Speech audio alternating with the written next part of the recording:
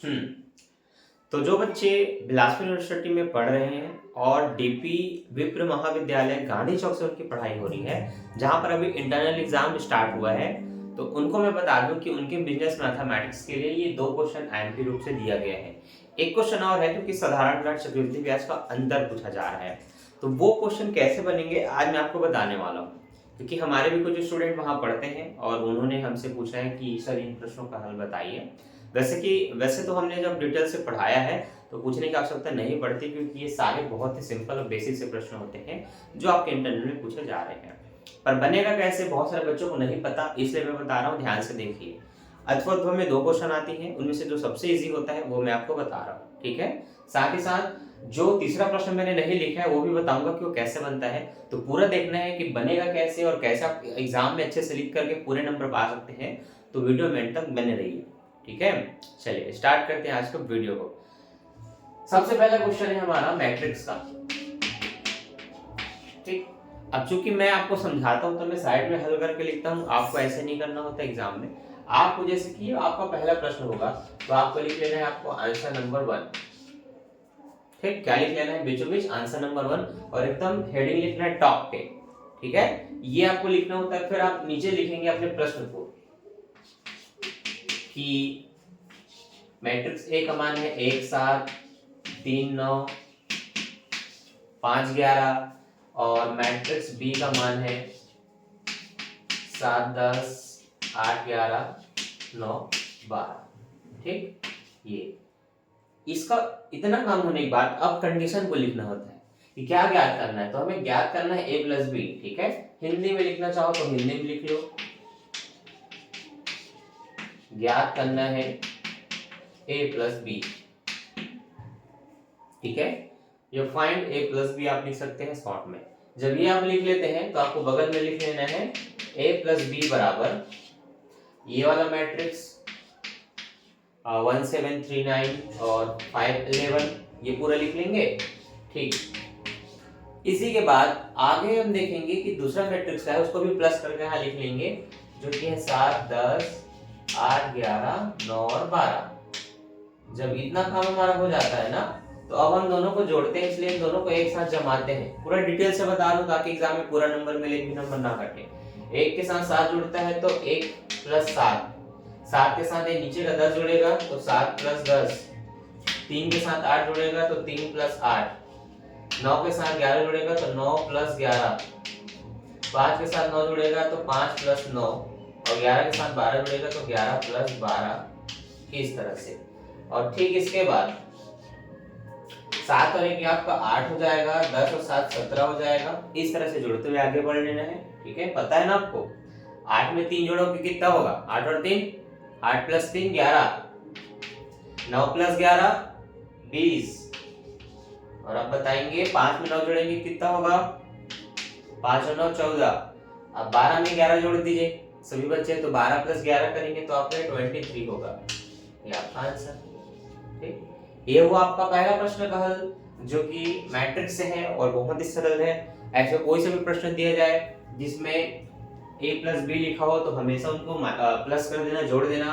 अब इसी को एग्जाम में ऐसे भी दिया जा सकता है b प्लस ए, तो ऐसे ही सेम ये बनाना है, बनेगा बिल्कुल ऐसा ही। पर होगा क्या, जो b वाला मान सेकंड में उसको फर्स्ट में रख देना और जो a वाला मान फर्स्ट में उसको सेकंड में रख देना, इनकी जगह बदल देना और फिर जोड़ के देखना, आंसर तो वही आएगा, लेकिन बस आपको जगहों को बदलना पड़ता है, ठीक है। इससे कभी कभी थोड़ा आंसर में फर्क भी पड़ सकता है, लेकिन आपको जैसा बोला जाए वैसे जमा करके बनाना होता है। Is that clear? अगर क्लियर है तो आगे बढ़ते हैं हमारे दूसरे प्रश्न की ओर, जिसमें लिखा है कि 3 संख्याओं का औसत 14 है और पहली 2 संख्या का औसत 8 है, तो तीसरी संख्या ज्ञात करें, ठीक है। अब देखिए कैसे बनता है,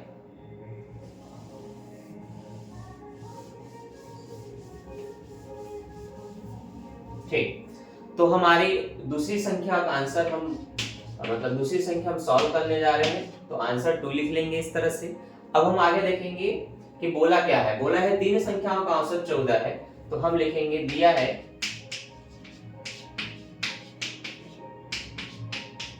3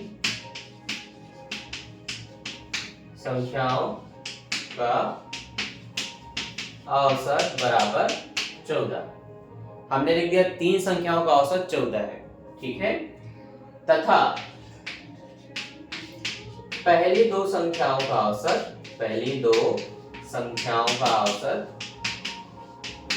औसत बराबर 8 है।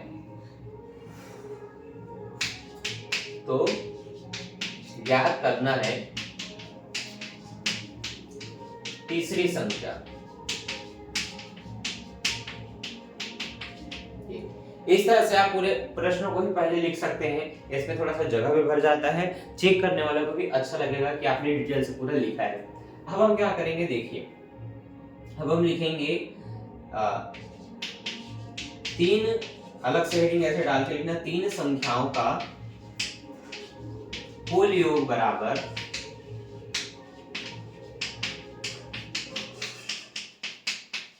3 संख्याओं का जो औसत है, अगर उनका कुल योग निकालना है तो जितनी संख्याओं का औसत बोला है उसी संख्या को औसत में गुणा करना होता है।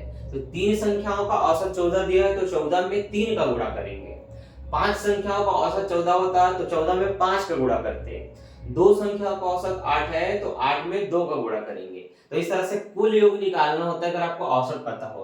तो 3 संख्याओं का कुल योग बराबर 14 गुणी 3 और 14 दिया कितना होता है 42।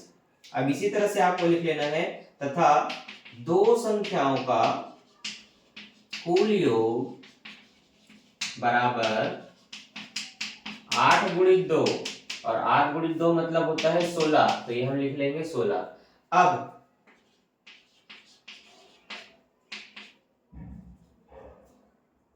अब क्या कर लेना है, देखिए, प्रथम 2 संख्या का योग प्लस तीसरी संख्या का योग बराबर 3 संख्याओं का योग, 3 संख्याओं का कुल योग, ठीक है। देखिए 3 संख्याओं का जो कुल योग है वो कैसे निकलेगा, आप इधर की तीनों संख्याओं को जोड़ेंगे, क्योंकि अलग अलग नहीं है तो प्रथम 2 संख्याओं का योग 8 दिया है और तीसरा पूछा है तो आप लिखेंगे कि प्रथम 2 संख्याओं में 8 तीसरी संख्या को जोड़ेंगे तब आपके तीनों संख्याओं का योग निकलेगा। तो हमने यहाँ पर लिखा प्रथम 2 संख्याओं का योग हमारे पास है 16 और तीसरी संख्या तो हमें नहीं पता, तो तीसरी संख्या प्लस प्रथम 2 संख्या का योग बराबर कुल संख्याओं का योग जो है 42 वो रहेगा यहाँ पर। अभी जो प्लस 16 है बच्चों, इसको पक्षांतर करना होता है, तो प्लस 16 इधर जाके क्या हो जाएगा माइनस 16, तो तीसरी संख्या बराबर 42 माइनस 16। अब उधारी लेंगे तो 12 में से 6 घटाएंगे कितना बचेगा, 12 में 6 घटाते हैं तो आपके पास बचेगा खुद 6 और उधारी दिए थे तो 3 में जाएगा 2, तो आप 42 में 16 घटाएंगे तो आपके पास 26 बचेगा। ये है आपकी तीसरी संख्या। तो प्रश्न में पूछा था तीसरी संख्या ज्ञात कीजिए। अब आप बता सकते हैं कि तीसरी संख्या 26 होगा। तो ये बनाने का क्रम होता है, इसको इसी तरह से बनाना है, ठीक है। अगर आपने ये पूरा सीख लिया कि ये कैसे बनेगा तो अब आप रेडी हैं अपने एग्जाम में 10 से 15 नंबर पाने के लिए। अब जो एक और मुख्य प्रश्न है जिसमें चक्रवृद्धि ब्याज साधारण ब्याज का अंतर पूछा था, चलिए उस टाइप का प्रश्न बताता हूँ, ठीक है। और याद रहे ये सभी क्वेश्चन बोर्ड एग्जाम के भी लायक हैं, बोर्ड एग्जाम में भी ऐसे ही क्वेश्चन पूछे जाते हैं जब आप अभी फाइनल पेपर दिलाएंगे मार्च या अप्रैल में। अभी तक तो बिलासपुर यूनिवर्सिटी ने टाइम टेबल जारी नहीं किया है, इसका मतलब शायद एग्जाम लेट से होगा। अगर जल्दी होता है तो टाइम टेबल आ जाता है 1-1.5 महीने में। अब हमारे पास मान लेते हैं प्रश्न पूछा जाए चक्रवृद्धि ब्याज व साधारण ब्याज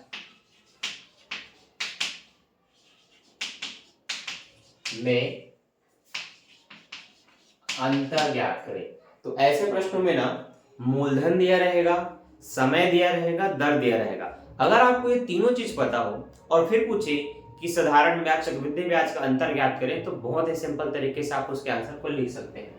तो माने कि आपके पास मूलधन है 2000 रुपए, बहुत सिंपल सा अमाउंट लेके चलते हैं, दर है 10% वार्षिक और आपके पास जो टाइम है ना मतलब समय वो है मान लेते हैं 2 वर्ष का। इस तरह से सब कुछ आपको पता है, मूलधन, दर और समय, और तब पूछा जा रहा है कि इन दोनों का अंतर ज्ञात कीजिए क्या होगा। तो चलिए बनाते हैं। सबसे पहले अगर आप चक्रवृद्धि ब्याज निकालना चाहते हैं तो आपको पहले मिश्रधन निकालना पड़ेगा।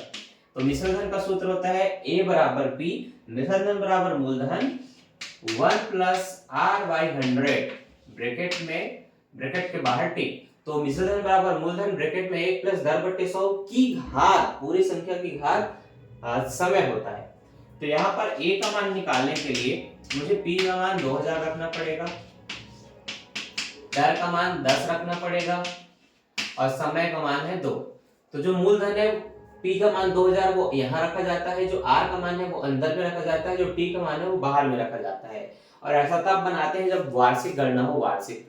तिमाही समय होगा तो ऐसे नहीं करते, उसके लिए थोड़ा सा अलग नियम है। तो वो डिटेल से अगर आपको जानना है कि चक्रवृद्धि ब्याज के क्वेश्चन कैसे बनते हैं, तिमाही के, छमाही के, अर्धवार्षिक के, मूलधन के, समय के, तो इसके लिए आपको चक्रवृद्धि ब्याज का प्लेलिस्ट देखना पड़ेगा या बिजनेस मैथमेटिक्स के प्लेलिस्ट में जाकर के उसके वीडियो को ढूंढना पड़ेगा। और अगर आपको ढूंढने से नहीं मिलता तो मैं डिस्क्रिप्शन में लिंक दे देता हूँ या फिर आई बटन पे भी आप चेक कर सकते हैं। ठीक है, आगे बढ़ते हैं। 2000 का 2000 रहेगा, 0 से हमने 0 काटा, 10 से कम 10 में 1 जोड़ देंगे। अच्छा चलो पहले देखिए, आपने 0 से 0 काटा तो आपके पास 1/10 बचा। आप चलिए ऐसा लिख सकते हैं अगर आप डिटेल से बनाना चाहते हैं तो। खैर वैसे 5-10 नंबर में ज्यादा डिटेल क्या हो सकता है, नहीं होती। 15 नंबर के में आप जितना डिटेल से लिखिए जरूरी होता है।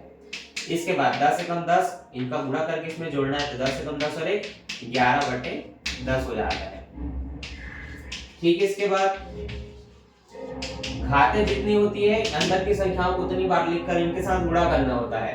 तो 11/10 की घात 2 है तो 11/10 को आपको 2 बार लिख लेना है ऐसे। और उसके बाद 1 0 से 1 0 काटना है, 1 0 से 1 0 काटना है। अब आपके पास क्या बचा, 11 11 बचा, तो 11 11 121 होता है। अब हम देखेंगे कि हमें गुणा करना है तो 121 सुनम 121 सुनम शून्य 121 दूनी 242 हो जाएगा। तो ये हमने लिख लिया 242। आई होप आपको नीचे तक पूरा दिख रहा होगा। ठीक है, वहां तक दिख रहा है। चलिए, तो ये आपने अभी तक ब्याज नहीं निकाला, अब ब्याज निकाल सकते हैं, चक्रवृद्धि ब्याज। जिसके लिए हमें क्या करना होता है, A में P को घटाना होता है। ठीक है, किसमें घटाना होता है, A में P को। तो ध्यान रहे A का मान है 2420 माइनस B का मान है 2000। B का मान कितना है 2000, A का मान है 2420। दोनों संख्याओं को जब हम घटाते हैं तो हमारे पास क्या मिलेगा, हमें वो लिखना है। जब दोनों को हम घटाते हैं तो 420 रुपए मिला, ये हमारा ब्याज है चक्रवृद्धि के हिसाब से।